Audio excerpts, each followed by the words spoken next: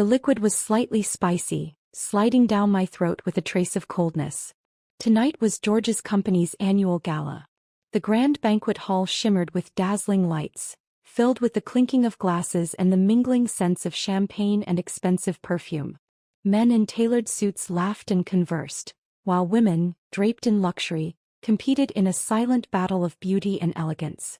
I stood in the crowd, blending into the background like an unnoticed fixture, something placed in the wrong spot, yet too insignificant for anyone to move. A woman in a Chanel suit suddenly approached me, her tone light but laced with a hint of condescension. "Sarah, you're looking understated tonight." She deliberately stretched out the word understated, her eyes flickering with a subtle trace of disdain. Instinctively, I straightened my back, adjusting the shawl draped over my shoulders, trying to summon a confidence I wasn't sure I possessed. "She always is," George interjected, his voice steady and casual, like a thin blade slicing effortlessly through the air, cutting just deep enough to wound but not to bleed. "She's never been one to care about brands. Don't expect her to have the same taste the way you all do." He said it lightly, almost playfully, but the laughter that rippled through the small circle of onlookers carried something sharper, something knowing, something cruel. My fingers trembled slightly, the surface of my wine rippling in response. Not everyone can afford Chanel, but not everyone would think it's proper to openly degrade their own wife in front of an audience. A sharp pain twisted in my chest, as if someone had taken a knife and carved straight through me. It was true, I wasn't a socialite. My days were consumed by work, leaving me little time to study designer labels like they did. But tonight I had made an effort. I had carefully chosen a well-tailored dress, spent an hour perfecting my makeup, all in the hopes of presenting myself appropriately for an event like this. I had thought it was enough.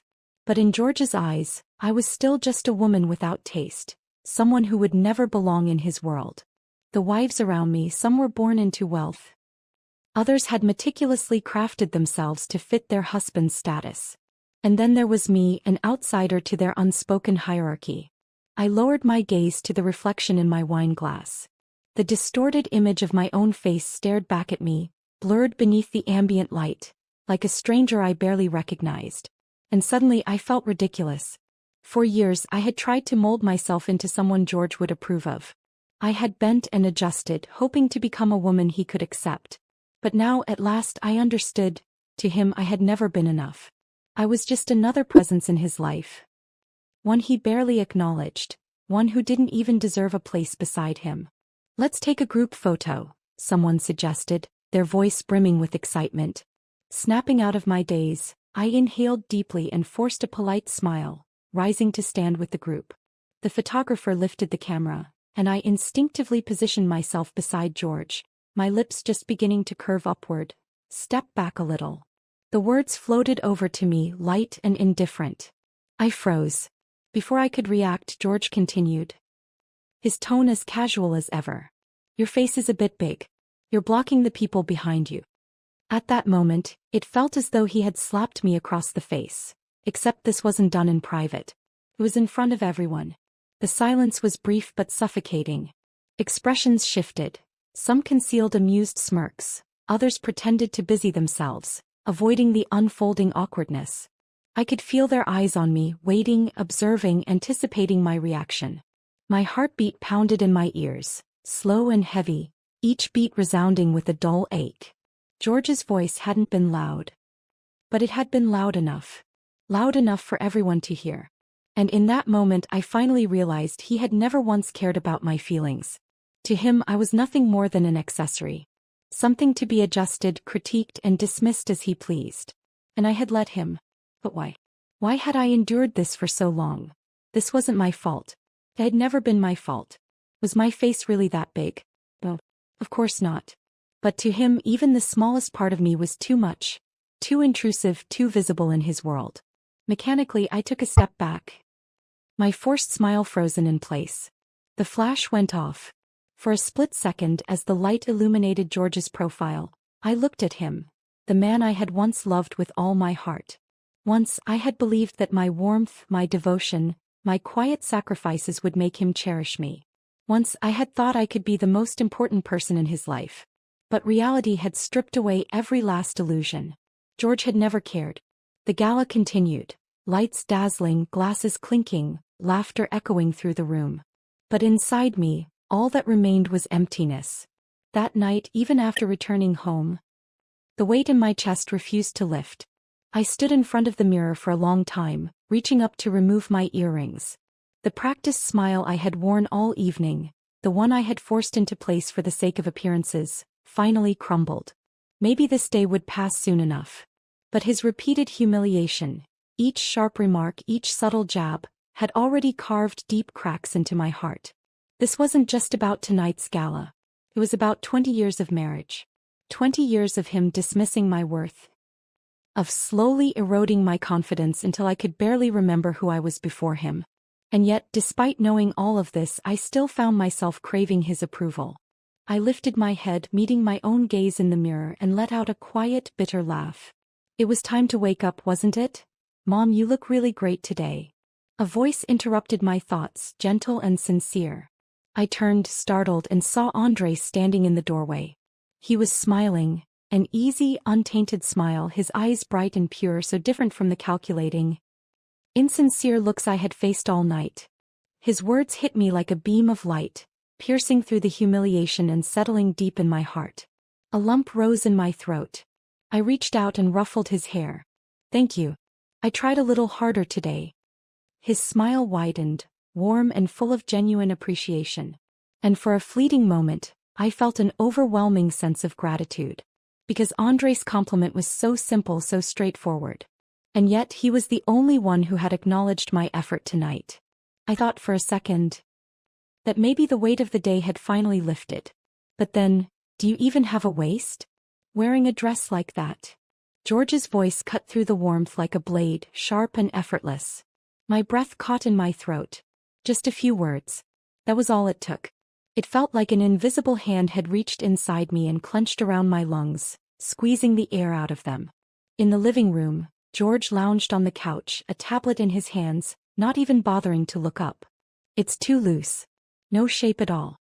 His tone was casual, indifferent, yet laced with something insidious, like he wasn't critiquing a person, but an unsatisfactory piece of merchandise. A few hours ago, under the dazzling lights of the gala, he had told me to step back because my face was too big. And now, under the softer glow of our own home, he had stripped away the last bit of confidence I had managed to hold on to. I lowered my head, looking at the lilac dress I had chosen so carefully. This was supposed to be my dress. The one I had picked out with intention, the one that Andres had found beautiful. But to George, I was nothing more than a woman growing older, losing her firmness, losing her value. Andres' face darkened. He turned toward his father as if he wanted to say something, but in the end he stayed silent. Still, I could see it, he was angry. But he was just a boy. His anger could not save me. My fingers curled into my palms, my nails pressing so hard into my skin that I nearly broke through it. I could hear my own heartbeat, slow and heavy, pounding in my ears. I had heard George mock me before. But tonight, after the humiliation at the gala, after this final degradation, I was finally fully awake. This man did not love me. He did not even respect me. He had spent years stepping over my dignity like it was second nature. And I had spent just as long letting him. The silence between us thickened, unnatural and suffocating. For once, I did not force a laugh to change the subject. I did not lower my head and quietly endure. I simply turned around, walked into the bedroom and shut the door behind me. As if, at long last, I was closing myself off, from this house, from this marriage. From him. The room was dimly lit. I walked to the mirror and stared at the woman reflected in it. Why did his words still have the power to hurt me? After all these years, had I still not learned to stop caring? I should have known better. 5 years ago I made my first real fortune. Our company had landed a major contract. I worked tirelessly for months. Endless late nights, relentless effort. Until we finally delivered, securing my first significant earnings, money that was truly my own.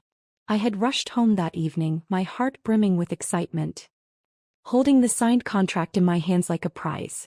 Look at this. I beamed at George. This is the project we just completed. We did it. We actually made it. George glanced at the contract, the corner of his mouth curling ever so slightly. For a brief moment I thought he would praise me. I had even dared to imagine a simple "you did great." Just a few words, just enough to make me feel seen. But instead he said, "That's it." His tone was casual, dismissive. Not that impressive. The rush of warmth in my chest turned to ice. He flipped through the pages carelessly before tossing the contract onto the table, as if it were nothing more than a grocery receipt.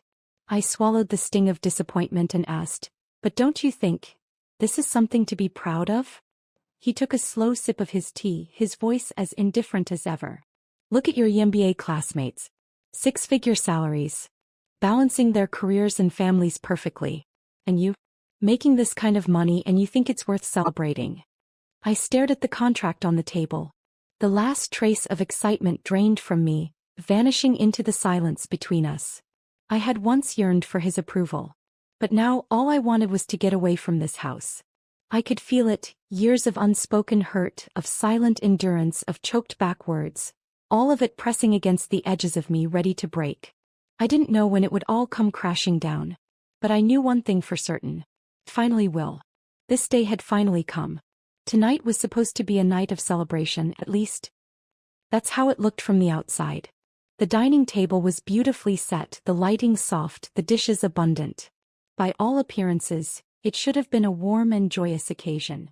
George's parents came over to have dinner with us tonight. George sat at the head of the table, and beside him was Andres, looking slightly tense, as if he had already sensed what was coming. Andres had been accepted into a prestigious private high school, a milestone for our family. But I knew the truth. This wasn't a celebration. It was just another opportunity for George to belittle me. And, as expected, he didn't disappoint.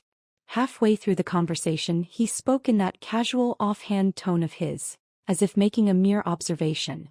Andres was lucky to get into that school. A chill ran through me. This wasn't praise. This was a typical George-style remark. Lucky, implying that it wasn't due to ability, but rather some stroke of fortune that had fallen from the sky. I opened my mouth to respond, but before I could, he added, "Of course, it's got nothing to do with you. What could you possibly teach him?" The atmosphere around the table stiffened. George continued cutting his steak. Oblivious, or perhaps indifferent, to the silence that had settled over us. As if completely unaware of the weight of his words, he added with a sigh, "I mean, you can't even manage your own career.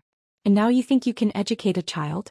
Honestly, he shook his head in mock disappointment, his tone more fitting for a manager criticizing an incompetent employee than a husband speaking to his wife.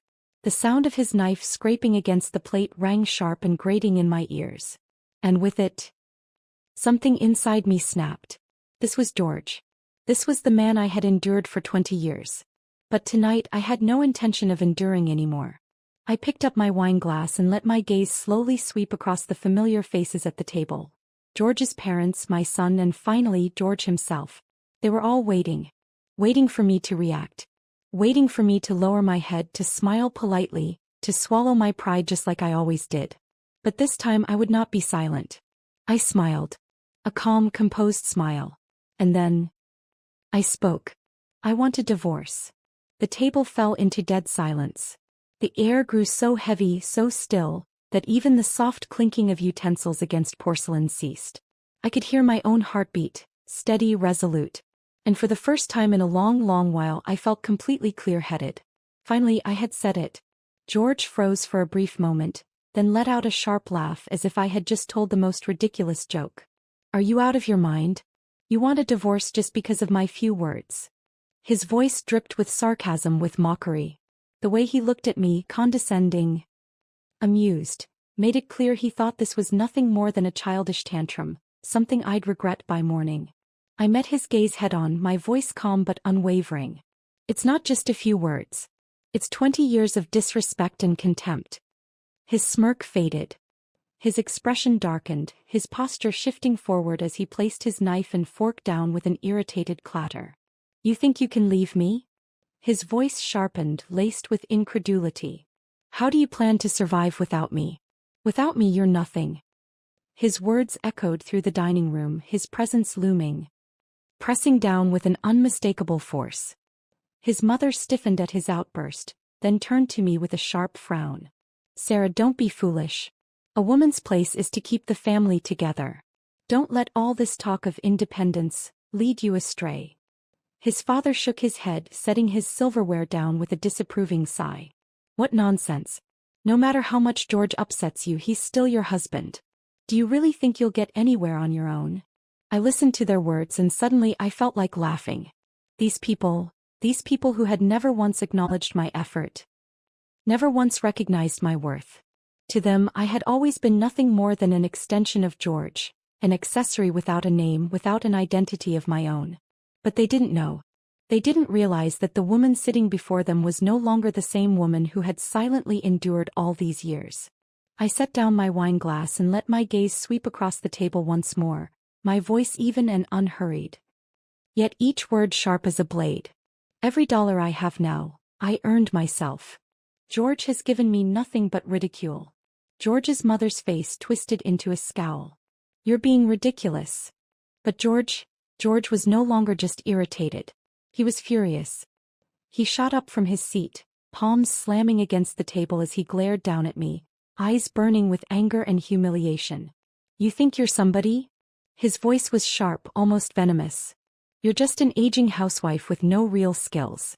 What the hell do you think you can do out there? You think you can survive without me? I stood as well, slowly, deliberately.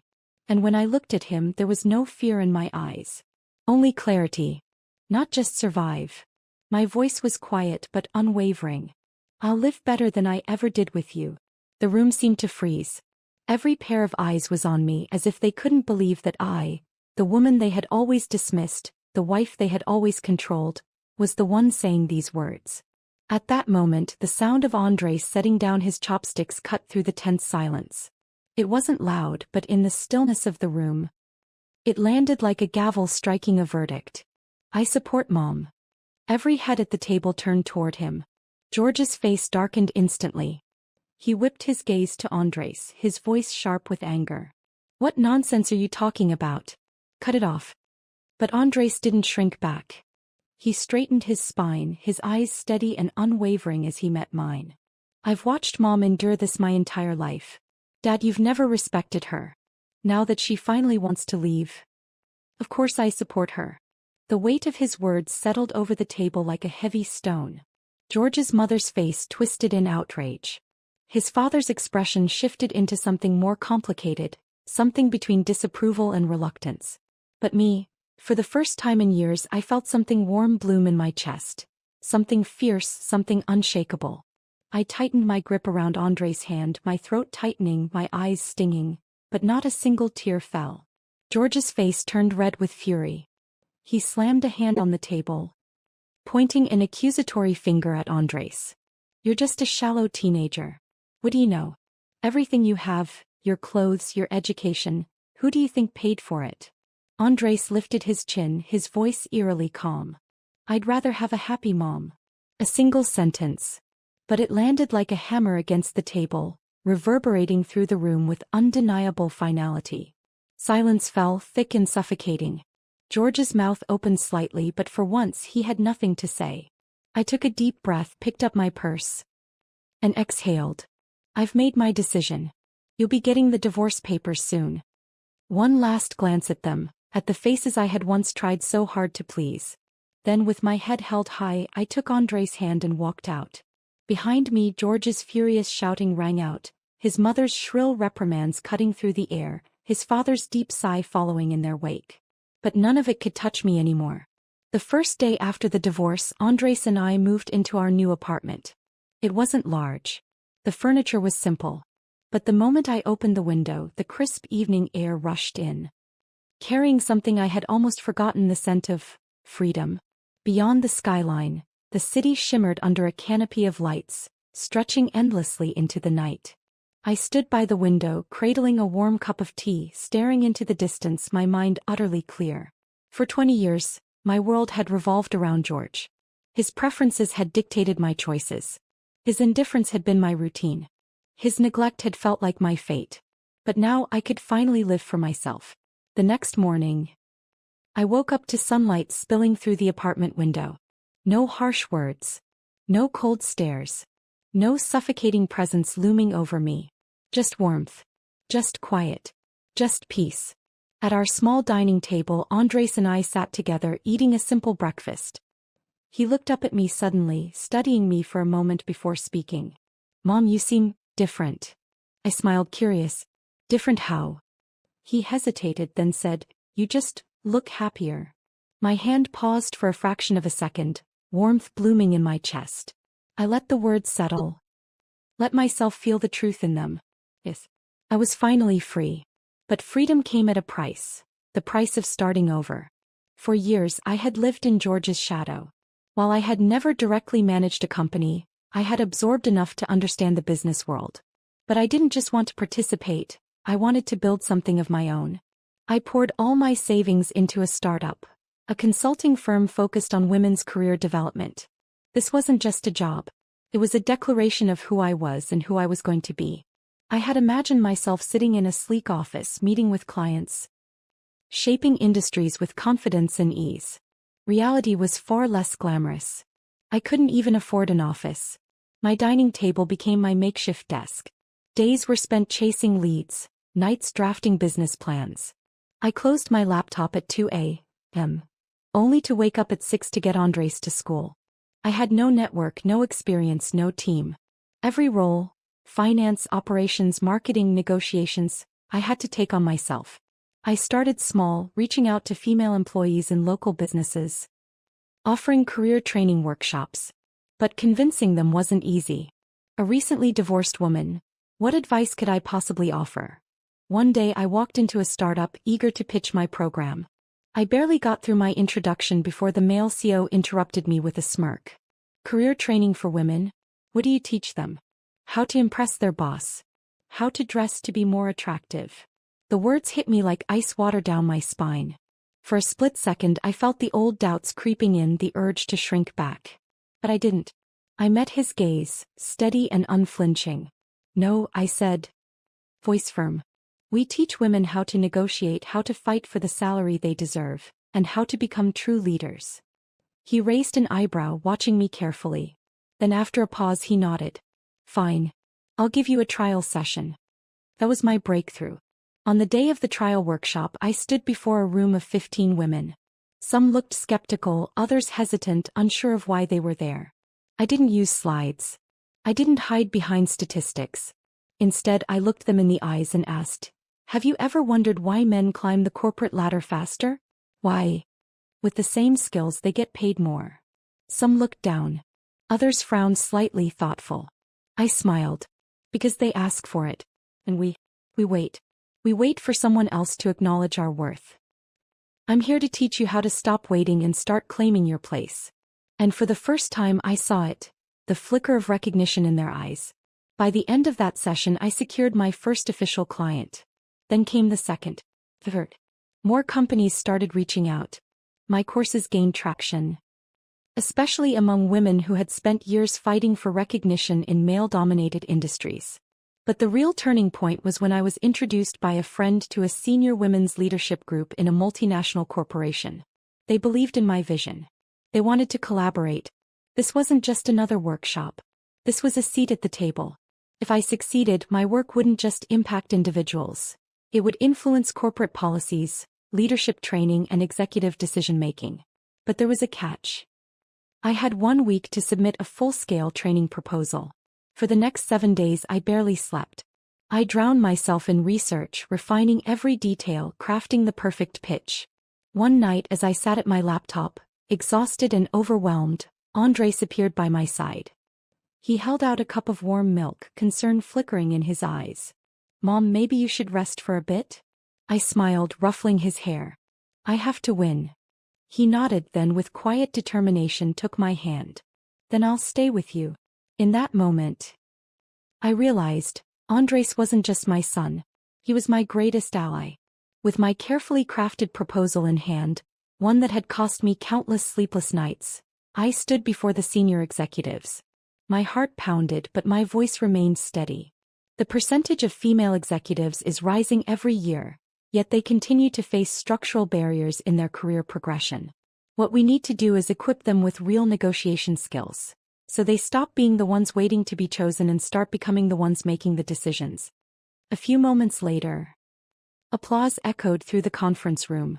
I had secured the deal. At that moment I knew I had won. The first year was brutal. My company barely scraped by, surviving on sheer determination. The second year things began to change. Clients multiplied. Word spread quickly in the industry. I built a solid team and expanded the business beyond women's career training into corporate leadership consulting. I was invited to speak at business forums, sitting alongside CEOs and thought leaders, debating workplace equity. Financial magazines published features on me, calling me the rising star of post-divorce female entrepreneurship. One day I stood in my company's conference room, watching my team passionately discussing market strategies. For the first time in my life I felt something I had never experienced before. True fulfillment. Then came the industry summit. I was invited as a keynote speaker. The grand hall glittered under golden chandeliers, filled with industry leaders, investors, and executives. The air buzzed with anticipation. Flashing cameras turned the stage into a sea of light. Dressed in a perfectly tailored navy blue suit, I took the microphone, my voice clear, confident, unwavering. Women in the workplace are not just executors, they must be decision makers. Too many women are undervalued, overlooked, and sidelined in their careers. My mission is to break those barriers and help them claim their rightful place as leaders. A wave of applause erupted. I smiled. At this moment I stood at the very center of the world's attention. Then as my gaze swept across the audience I saw him. George. He stood at the edge of the crowd, a shadow of the man he once was. His expensive suit was still there, but the collar was slightly wrinkled, the cuffs loose, as if he had been through one storm after another. His face was drawn, fatigue visible in the dark circles under his eyes. Even from a distance I could see it, the strain, the hesitation, the silent plea buried beneath his hardened expression. How ironic. The man who once belittled me, who once thought I was nothing without him, now looked lost. A bitter smile flickered at the corner of my lips. Karma had finally caught up. After the speech I mingled with top investors, fully immersed in my world. Then he approached. Sarah. His voice was lower than I remembered. He sounded restrained, tired. I turned to look at him. Can we talk? He stood close but not as imposing as before. The arrogance was gone, replaced by something else. Something almost pleading. I met his gaze, calm and unreadable. Then with a polite, effortless smile I said, "Sorry, I'm busy." And just like that I turned away. I walked toward people who mattered. Behind me George stood frozen, his expression crumbling as if my simple, indifferent words had shattered him completely. I later learned that George's company was in serious financial trouble. Mismanagement, declining market share, withdrawn investments, internal chaos. His once unshakable empire was now on the verge of collapse. And the greatest irony. In his desperate search for investors, my company had become one of his potential lifelines. The man who once mocked me, who once dismissed me as worthless, now found himself standing in my world, hoping for my help. If this was fate, I had to admit, it had an impeccable sense of irony. A year passed in the blink of an eye. My company had evolved from a women's career training firm into a global management consulting powerhouse, specializing in leadership development, corporate culture transformation, and market expansion. Our influence stretched across industries and continents. On this day, I stood on stage at a press conference, announcing the success of our latest round of funding. Before me sat a sea of investors, industry leaders, and media professionals. All eyes focused on me. And in the farthest corner a silent, defeated figure watched from the shadows. George. He sat alone, gripping a glass of whiskey, his face pale, his expression a mix of longing and regret. I knew. His company had completely crumbled. He had tried to rebuild, to rally old allies, but his arrogance had burned too many bridges. The same people who once flattered him now avoided him like a plague. And he finally understood. His connections, his resources, his influence had never truly belonged to him. They belonged to his power. And when that power was gone, so was everything else. A few days later, he finally swallowed his pride and sought me out at a private event. He no longer looked superior, no longer carried that air of invincibility. Instead, he was tired, hesitant, ashamed. Sarah, we were married once. Can't you help me? Please. He tried to use our past, our history as currency. But he had forgotten, we had ceased being husband and wife, a long time ago. I picked up my coffee cup, stirring it slowly, watching the liquid swirl as I let his words linger in the air. Then I lifted my gaze, cool and unwavering. Funny, isn't it? The useless ex-wife you looked down on is now the one you need. I tilted my head slightly, my voice steady. But I'm afraid I have no interest in helping you. His face flushed red, his lips trembling, but he couldn't say a word. And in that moment I saw it. His collapse. He finally realized. The woman he had so carelessly discarded had risen to a place he could never reach. If only once, just once, he had valued me, perhaps things would have been different. But there are no second chances in life. I stood up, straightened my coat, and cast him one final glance. Then with a faint smile, I said, "Good luck, George." And with that I turned and walked away without hesitation. Behind me his figure seemed lonelier than ever. But I no longer cared. The days that followed remained busy as ever. But amidst the whirlwind of work, an unexpected chapter began. Through my business ventures I met Robert, a renowned investor. Known for his strategic precision and steady hand in corporate restructuring, he was often hailed by the media as the magician of business revival. But what intrigued me about him wasn't his wealth. It was his attitude toward women in leadership. In this industry, no matter how successful a woman is, some still reduce her achievements to luck or a powerful benefactor's favor. Many male investors I worked with, no matter how polite, carried a subtle condescension, as if they were the real gatekeepers of power, merely allowing women to play the game. But Robert was different.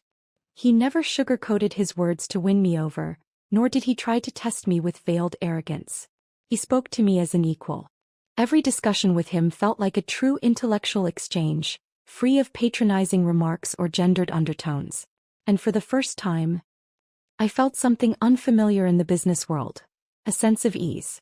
We collaborated on a few projects, each one progressing seamlessly. He was patient, thorough, and occasionally after a meeting he would invite me to dinner. I knew it wasn't just business etiquette, he was interested in me. One evening at a corporate gala, we stood on a balcony, gazing over the city's endless sea of neon lights. Then he spoke. "Sarah, you once said that a woman can be both powerful and happy." I turned to look at him. "So tell me, what does happiness mean to you?" Happiness. For a moment, I had no answer. I lifted my wine glass and took a slow sip. Then softly I said, "Happiness is freedom." He seemed slightly taken aback before a thoughtful smile curved his lips. "If one day you no longer want to be alone, I hope you'll think of me." His voice was deep and steady, not demanding, not expectant. Just a quiet offering, like an invitation with no expiration date. I didn't respond. I simply smiled. Robert was a good man. But deep within me, there was still a wall that no one could cross. I had grown too accustomed to standing on my own. And I had no desire to be bound by anyone ever again. Meanwhile, George had hit rock bottom. His company had finally crumbled. Its market share devoured by competitors, investors pulling out, banks closing in on debts, and employees abandoning ship in droves. The once untouchable man was now someone everyone avoided. A cautionary tale of failure. Even his parents, who had once proudly paraded him as the family's shining star, now refused to mention his name. And yet, amidst the ruins of his life, I became his last obsession. He began appearing at my events. Every time I could feel his gaze, full of regret, conflict, resentment, and perhaps delusion. Did he still think I would soften? Did he still believe there was a chance for us? Finally, after a business summit, as I was about to leave, he stepped in front of me. I stopped, looking at him calmly. He was even more hollowed out than before. His suit no longer crisp, his expression heavy with exhaustion, his eyes carrying a weariness I had never seen in him before. His lips parted as if to say something, but in the end, all that came out was a quiet, broken whisper. "I know I treated you terribly. I shouldn't. I truly regret it." I didn't respond right away. His eyes held a deep, unspoken pain, a silent plea for forgiveness. "I was wrong," he murmured, his voice shaking. "Why didn't I cherish you when I had the chance? I looked at him, but there was no anger in my heart, no satisfaction in seeing him like this. Only indifference. Some mistakes can never be undone. He stood frozen, his lips trembling, waiting. For what? For me to give him a second chance. For me to be the woman I once was. The one who endured. Forgave, stayed. Too bad. He had waited too long. Do you remember? I said softly. You once told me I was worthless. His face turned deathly pale. My voice remained steady, my gaze clear. Do you still believe that now? His head dropped, his fists clenched so tightly that his nails nearly pierced his palms. His defeat was absolute, etched into every line on his face. This time he had truly lost. I looked at him, devoid of sentiment, devoid of mercy. You once believed I was just an extension of you. But now, you finally understand, the one who can't live without me is you. And unfortunately for you, I no longer belong to you. Robert's pursuit had once made me hesitate. George's remorse had once stirred a fleeting moment of sympathy. But in the end I chose myself. At a private gathering, long after most guests had left, Robert turned to me and said, "If there ever comes a day when you're ready to explore something new, I'll be here." I smiled. I neither agreed nor refused. Because I already had everything I needed. That night I stood by my floor-to-ceiling window, looking out over the dazzling city lights. And then I laughed softly.